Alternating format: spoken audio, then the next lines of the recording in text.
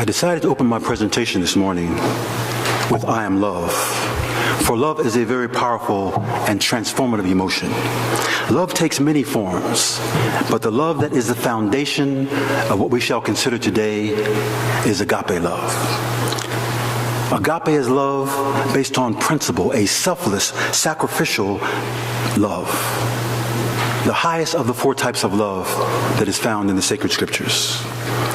This Greek word agape and the variations of it are found throughout the New Testament and means love in a intensely spiritual sense, a true unconditional love. This love gives and expects nothing in return.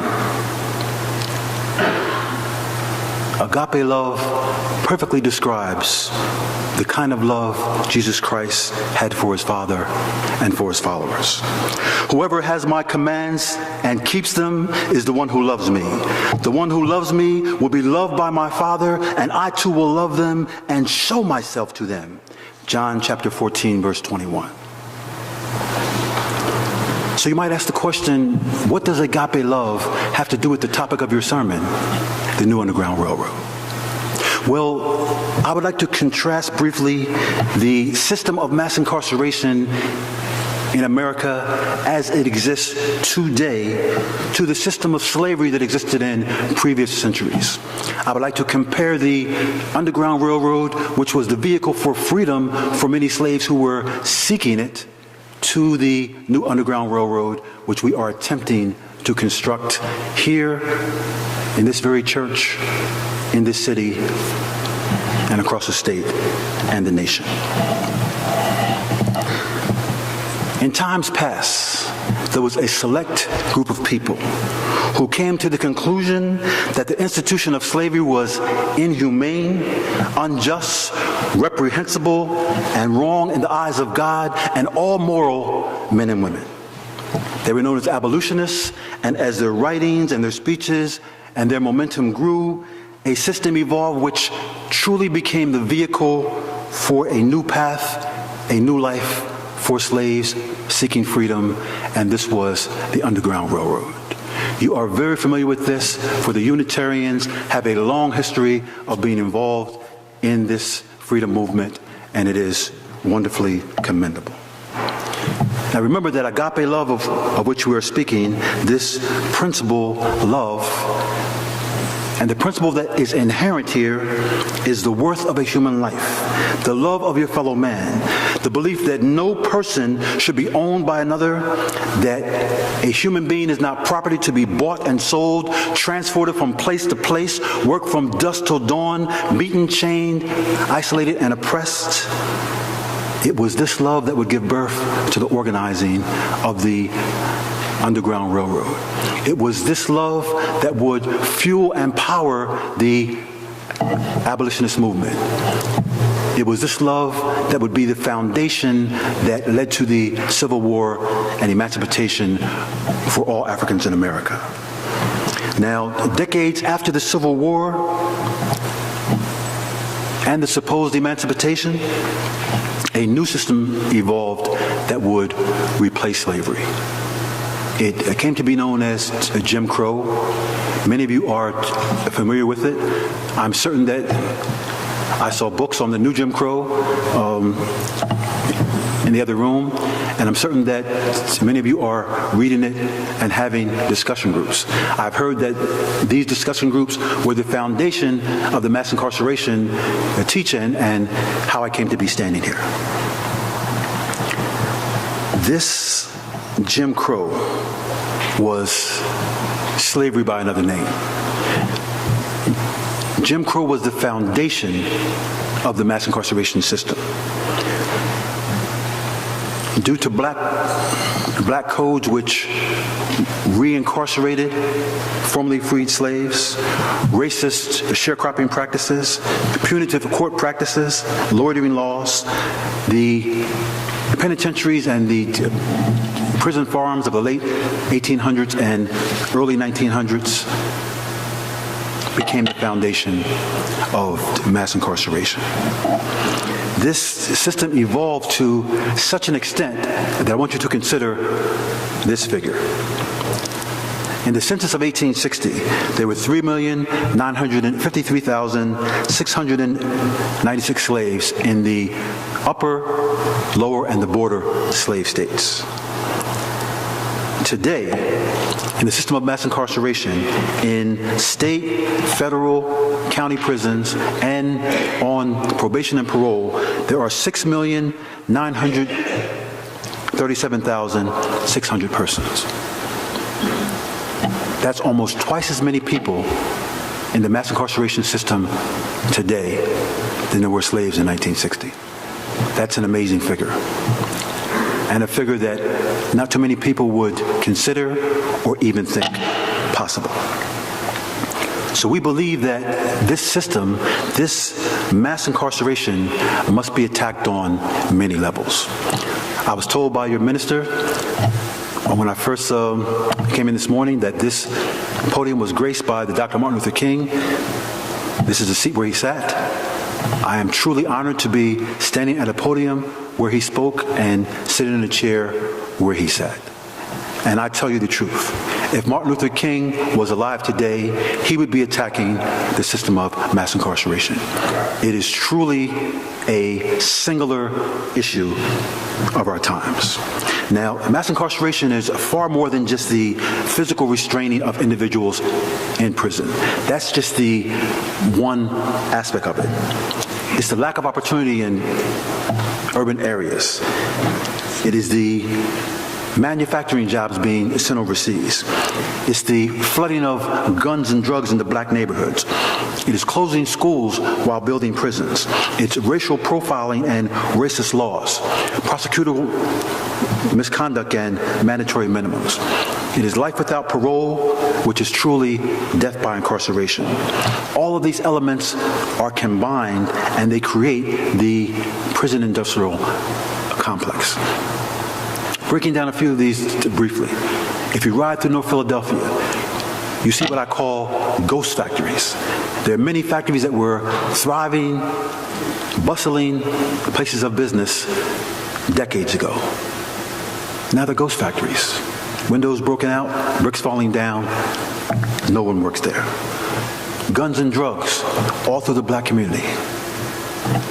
Last year, 23 schools were closed in the city of Philadelphia, while $600 million was earmarked for Phoenix 1 or 2, the two new prison complexes at the Graterford in Montgomery County, right next to us. When you close schools and you build more prisons, you are sending a definite message to the black community. Because we are who fill the prisons. Make no doubt about that. So it is necessary for the new abolitionists, the new Underground Railroad, to organize against this system. Who are the new abolitionists? What is the new Underground Railroad? Look at your neighbor to the left. Look at your neighbor to the right. Those are the new abolitionists. In this church, several months ago, we came together for a mass incarceration teach-in. From that mass incarceration teach-in came the Coalition Against Mass Incarceration, which is called Cami Philly, due to Marietta. She held out for that name.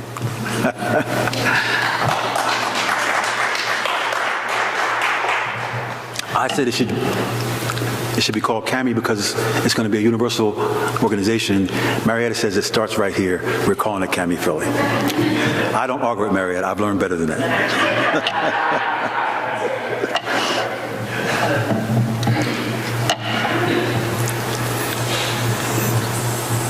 This coalition is going to be doing so many, many things in the city of Philadelphia. And you have a unique opportunity to be a part of this. We have chosen Strawberry Mansion as a pilot program and a area of the city that we are focusing on. I think that Kent said earlier that I'm in a master's degree program over at Temple University. This is how wonderfully God works. My semester class for this semester is Practice of Social Delivery. In that class, we were tasked to assess a part of the city and figure out the problems in the city, and then design the solutions. So my team was tasked with North Central, and a part of that is Strawberry Mansion. So we've been gathering data, going out doing interviews. We have learned how to truly, in a sociological way, assess a section of the city and bring all the resources necessary in an imaginary way to that section to transform it. Well, it's not going to be an imaginary way. We're going to use the foundation of our research to support the work of Cami Philly and move it forward.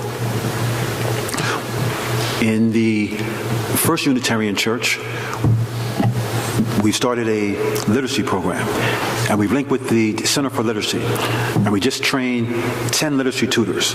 And last week, we went to the halfway house at 8th and Callowhill with 6 of those literacy tutors, and they're going to be tutoring returning citizens who are at a middle school level, who don't have enough reading skills to approach their GED tests.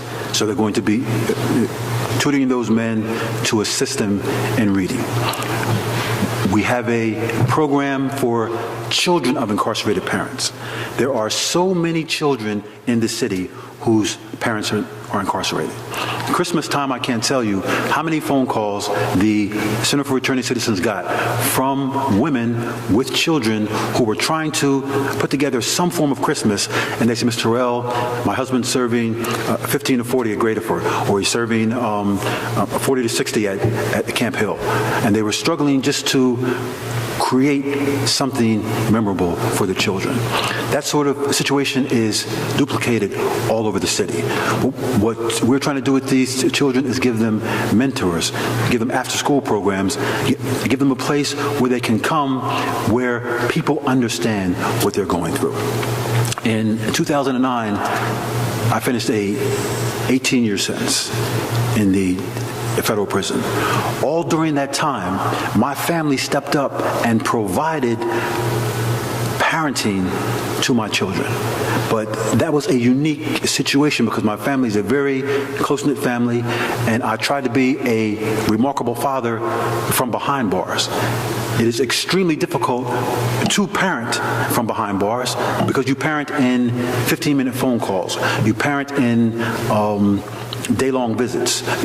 You parent in countless letters. I wrote so many letters when I came home. My kids literally had stacks of boxes of letters and cards that I had sent them over the years. I was very gratified that they had saved every one, but I was like, this is a lot of stuff. But that's the kind of effort that you have to have in order to stay connected with your children. And when I came home, my children were grown, I had grandchildren, and I had to devise a place for myself in the family structure that fit into their lives because they had created lives without me.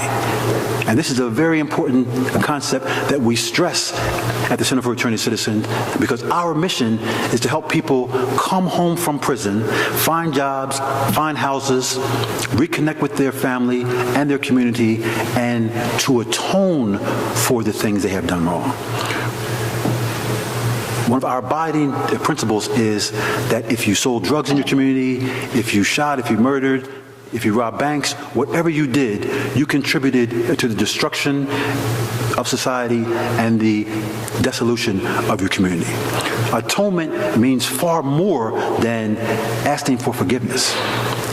The scriptures say faith without works is dead. So you have to put in work. One of the foundation stones of the work we do is you have to give back to the community. You have to give back to your family. You have to be a role model. You have to show your children that you are truly going to be at home. You know, one of the things one of my daughters asked is, can we believe you, Dad? Can we believe that you're never going to do anything again that's going to take you away from us? That's what they want to see. They want to see day-to-day parenting. They want to see you establishing a foundation of good work to move you into the future.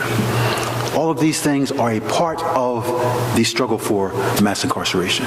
Don't make the mistake of thinking that mass incarceration is simply people in prison.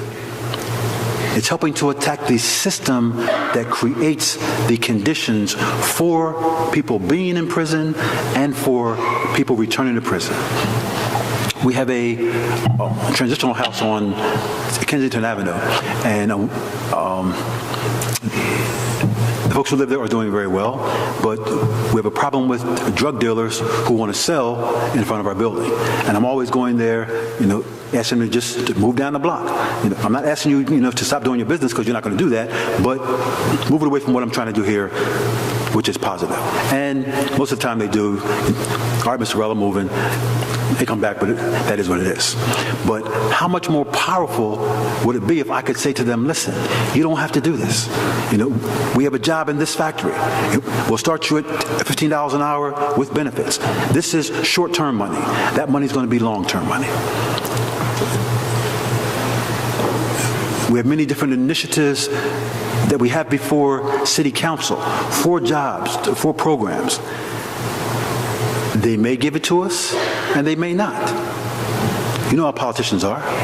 But how much more powerful would it be if I could walk into City Hall and say, listen, here's 20 sheets of paper. On these sheets of paper are 10,000 names of returning citizens in your councilmatic district. We would like to create this program, and we'd like you to fund it. We aren't threatening anybody. We're looking for supporters. If we get support, these are potential supporters of your being in office. If we don't get support, well, they may support the next candidate in office. So we're doing voter registration, voter education. My partner Anthony Dickinson and I go all over the city speaking to leaders of returning citizens. And there are many of them. There are many organizations, there are many guys who are leaders in their blocks, in their community, who have reached a point of consciousness, and they are ready to have a better life for themselves, their families, and the communities. And we are trying to link them up to first see the battle against mass incarceration. Because sometimes even people who have been through it don't see the enormity of it. They just see the little share of it. So our job is to bring consciousness first, to educate people, to let them know that this is the issue, this is the fight, and what can you do as an individual, as a church, as an organization that will enable you to have a share. So that when you are old and gray and your grandchildren are sitting on your knee, you can say, at this time, when this was going on, this is what we did. We were part of that movement that transformed that system. I mean, you don't know about it, grandson, because it doesn't exist in that form anymore. But it used to exist, and we're the people that changed it. That would be very, very powerful. As a congregation, as an individual, what can you do to be a part of the Underground Railroad?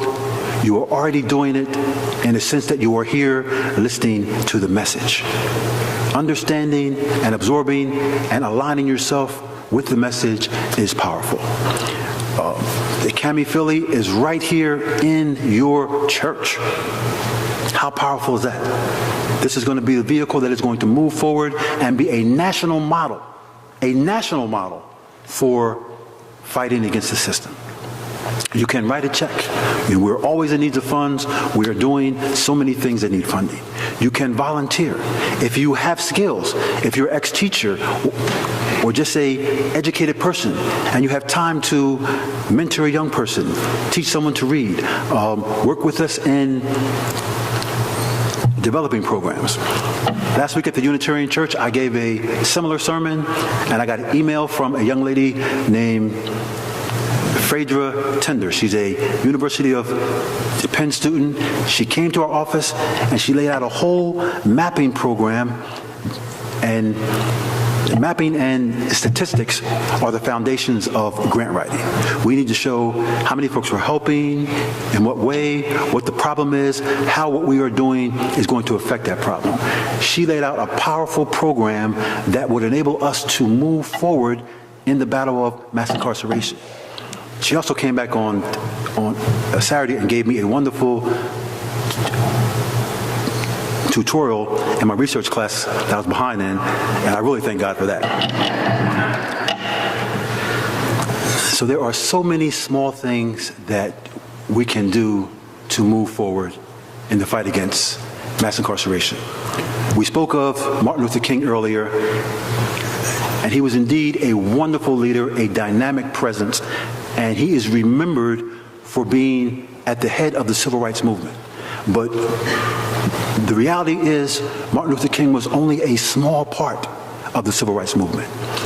Think of all those folks who sat at the counters, all those folks who marched, all those folks who were beaten and hosed, all those folks who spread the word on an individual basis and came together and said, we will not be second-class citizens. We demand our full rights as citizens. They were the true civil rights movement. In this time, in this day and age, let us be the foundation. Let us be the heart, as Daniel so wonderfully portrayed earlier, and the soul of the new civil rights issue, the new Underground Railroad. Thank you.